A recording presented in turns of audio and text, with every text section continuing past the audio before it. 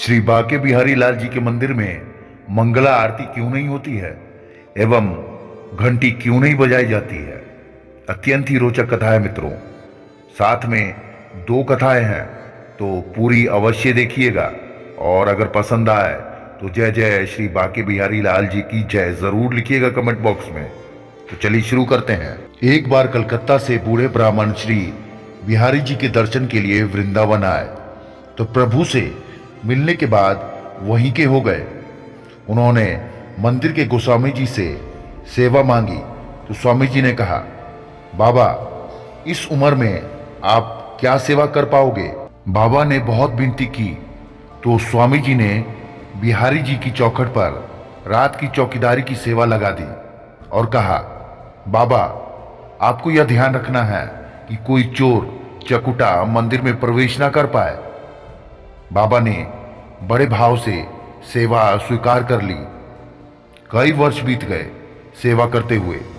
एक बार क्या देखते हैं कि बिहारी जी आधी रात को चल दिए सेवा कुंज की ओर, तो बाबा भी चल दिए उनके पीछे पीछे।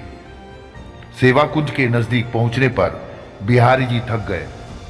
उन्होंने पीछे मुड़ के देखा तो बाबा भी उनके पीछे पीछे थे। उन्होंने बाबा से कहा कि मैं बहुत थक गया हूं, आप मुझे सेवा कुंज तक पहुंचा दो।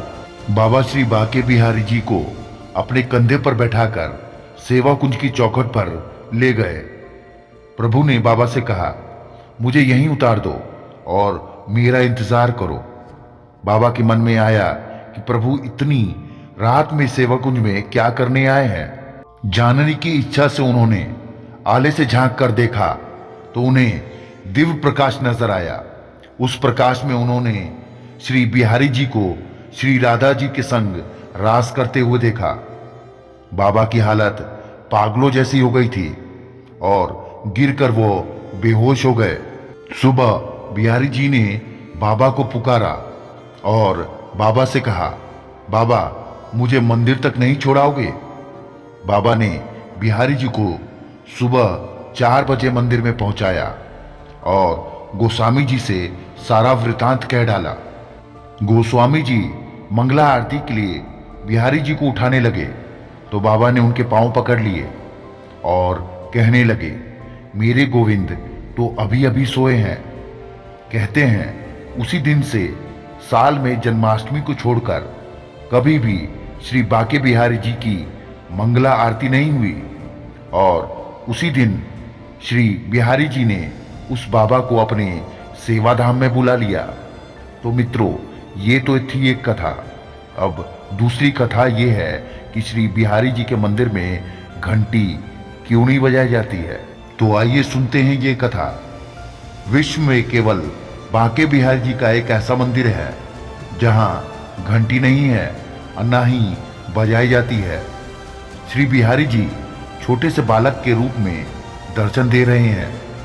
मंदिर में ठाकुर जी किस रूप में विराजमान है। वैसे तो हमारे ठाकुर जी बिरज के महाराजा हैं, पर 7 साल के बालक के रूप में स्वामी श्री हरिदास जी लाड लड़ाया करते थे।